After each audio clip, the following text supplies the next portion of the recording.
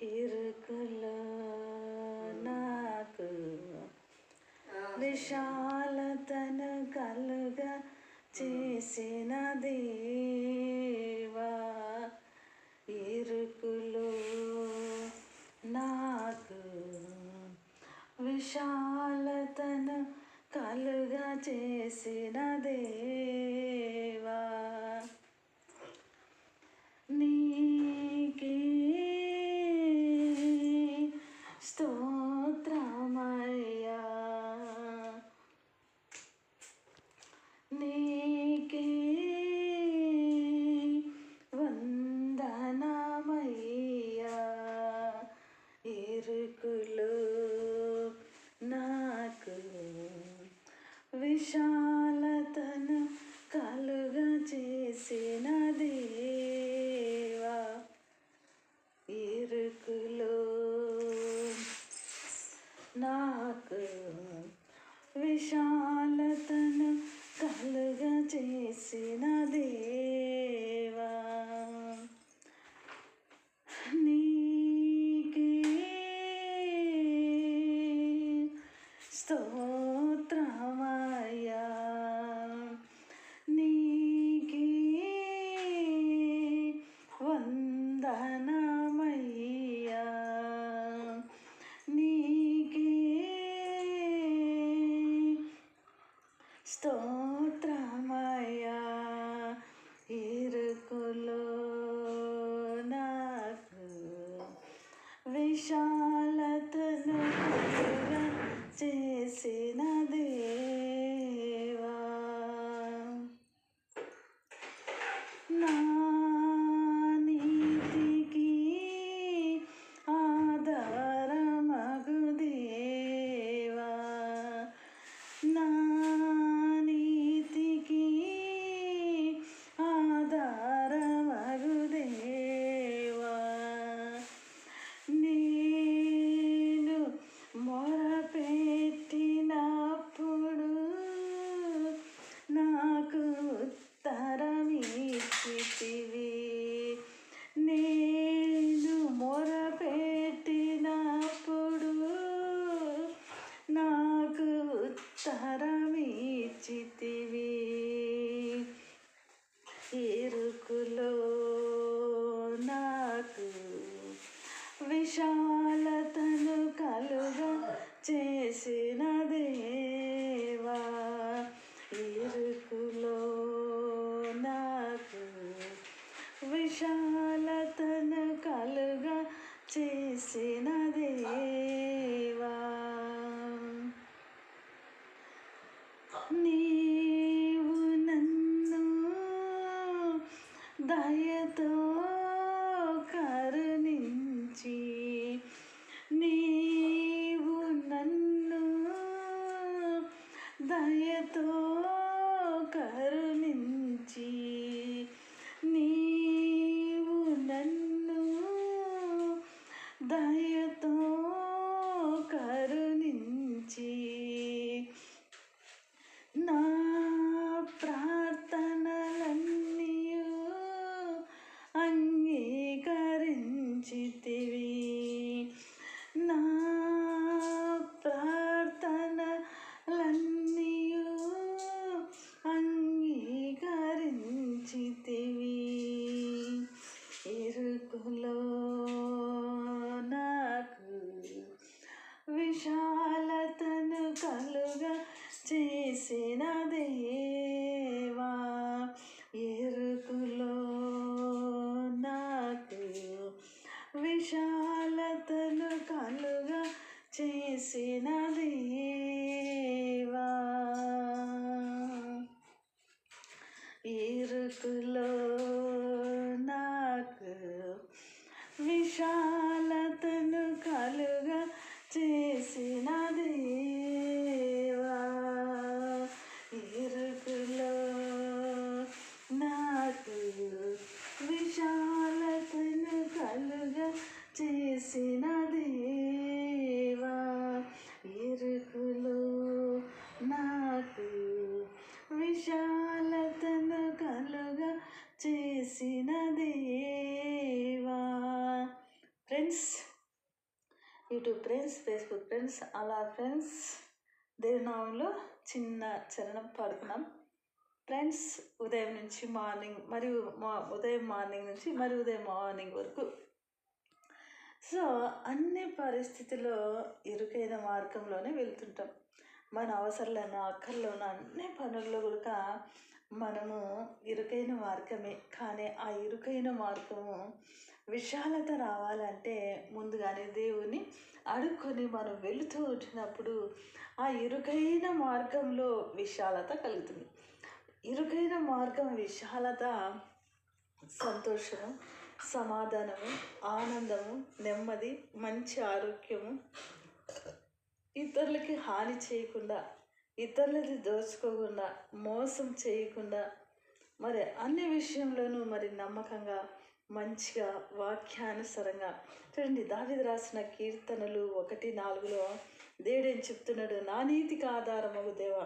అంటే నువ్వైనా నేనైనా నా నీతికి ఆధారమగు దేవా అని అడగడానికి నువ్వు నేను ఎలా ఉంచినామో మనం పరీక్షించుకోవాలి దేవుల్లో. అలా పరీక్షించుకున్నప్పుడు నీ నీతికి నా నీతికి ఆధారం అవుతాడు దేవుడు. మరి చూడు, దయతో ఆయన కరుణించినప్పుడు మాత్రమే మన ప్రార్థనలు అంగీకరిస్తాడు. మన ప్రార్థనలు కూడా ఎలా ఉండాలి? నమ్మకంగా ఉండాలి, మరి మంచిగా ఉండాలి. మనం చేసే ప్రార్థనలు కూడా ఇతరులకి హానికరంగా, మరి ఇతరులకి హాని జరగాలని, మరి అనేక రకాలుగా అనేక ప్రార్థన చేసిన సమయము వృధా, టైం వేస్ట్. మరి వాళ్ళకు వాళ్ళే నువ్వైనా నేను నశించిపోవాలి.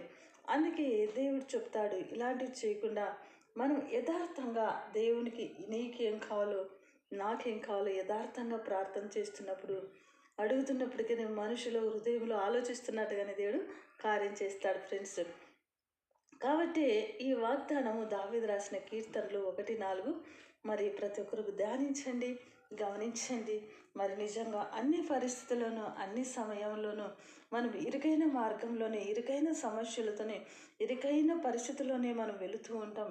ఉదయం లేచినప్పటి నుంచి మరి ఉదయం వరకు కూడా అలాంటి పరిస్థితి అనుకున్నప్పటికీ, కానీ దేవుడు మనకి విశాలత ఇవ్వాలనుకుంటున్నప్పుడు అంతరంగను బాధ్యతను నెమ్మది ఉంటుంది, సమాధానం ఉంటుంది, మంచి ఆరోగ్యం ఉంటుంది, ఎవ్రీథింగ్ వెల్గానే ఉంటాం ఫ్రెండ్స్. అలాగే నువ్వు నేను ఉండాలని మాట దేవుడు కోరుకుంటున్నాడు. దావీదు రాసిన కీర్తనలు 1:4 మరి నా ఫ్రెండ్స్ మీరందరూ చదవాలి. Facebook friends, WhatsApp friends, YouTube friends నా వీడియోని ప్రతి ఒక్కరూ లైక్ చేయండి, సబ్స్క్రైబ్ చేయండి, కామెంట్స్ చేయండి. ఇతరులకి ఇది ఇన్నర్గా పెడుతున్న వాళ్ళని తీసేసి అవుటర్గా పెట్టిన ప్రతి ఒక్కరూ వినాలని, మరి ఆ ప్రార్థనలో వాక్యంలో ఆత్మీయ స్థితిలో మంచిగా ఇతరులకు హాని చేయకుండా, ఇతరులకు మోసం చేయకుండా, దొంగరించకుండా, ఇతరులు ఆశించకుండా, మరి మనకి ఇచ్చిన దాంట్లో గట్టిగా పట్టుకొని నమ్మకంగా దేవుని వాక్యానుసారంగా నువ్వు నేను జీవించాలని దేవుడు మనసారా కోరుకుంటున్నాడు కదా ఫ్రెండ్స్. చాలా బాగుంది కదా. సో కాబట్టి మన జీవితము ఇరుకైన జీవితంతోనే మనం వెళుతూ ఉంటాం. మనకి విశాలత ఎప్పుడు ఇరుకులోనే దేవుడు విశాలత ఇస్తూ ఇస్తూ ఇస్తూ నడిపిస్తూ వస్తాడు. సో ఫ్రెండ్స్, అలాగ మనము ఇరుకైన మార్గం మన జీవితం అనేది మనం గమనించాలి. ఇరుకైన మార్గంలో చిరాకు, బాధ, కష్టాలు, ఏడుపు, దుఃఖాలు అన్నీ వస్తాయి. కానీ అలాంటి పరిస్థితుల్లో కన్నీళ్లు తుడుస్తాడు దేవుడు, దుఃఖాన్ని తొలగిస్తాడు, బాధను తొలగిస్తాడు, అన్నిటినీ తొలగించి మరి ఆయన విశాలత ఇస్తూ నిన్ను నన్ను నడిపిస్తాడు ఫ్రెండ్స్. ఈ విధంగా మరి మాట విన్నందుకు ఈ వాక్యాన్ని ధ్యానించండి. అందరూ కూడా ప్రార్థన చేసుకోండి. వాక్యం ఆత్మీయతలో బలపడాలని మనసారా కోరుకుంటున్నాను. మీ దగ్గర ఒకే ఒక చరణం ఆడతా, చాలా ఇష్టం నాకు ఈ పాట. కొన్ని పదే పదే పాడుతున్న బోర్ అనుకోద్దండి, అంతే. ఎరుకలో నాకు విశాలతను కలుగా చేసిన దేవా, ఎరుకలో నీకు విశాలతను కలుగా చేసిన దేవా, ఎరుకలో నాకు విశాలతను కలుగా చేసిన దేవా, ఎరుకలో నీకు విశాలతను కలుగా చేసిన దేవా, ఎరుకలో నాకు విశాలతను కలుగా చేసిన దేవా, ఎరుకలో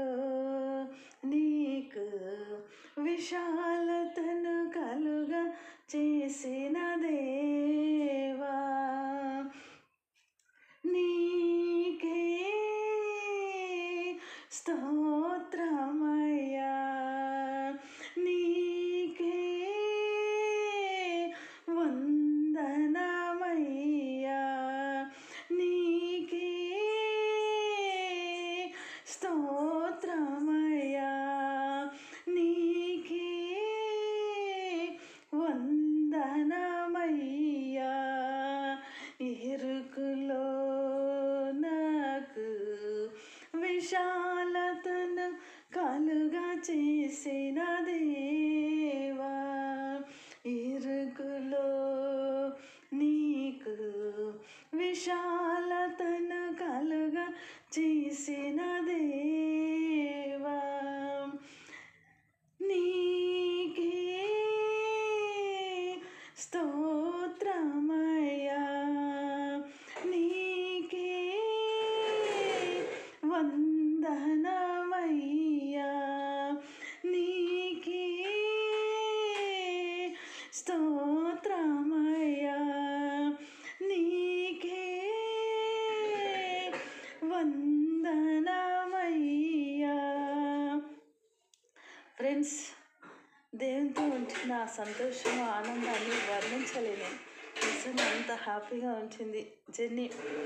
డిసెంబర్ 1 నుంచి నాది ప్రపంచ సువార్థికురాలుగా మరి జర్నీ స్టార్ట్ అవుతుంది. India to world. మరి ఏ దేశంలో ఉంటానో, ఏ రాష్ట్రంలో ఉంటానో, ఏ జిల్లాలో ఉంటానో తెలియదు ఫ్రెండ్స్. మరి ఫోన్ చేయండి, ప్రార్థన చేసుకోండి, లైవ్స్ వినండి.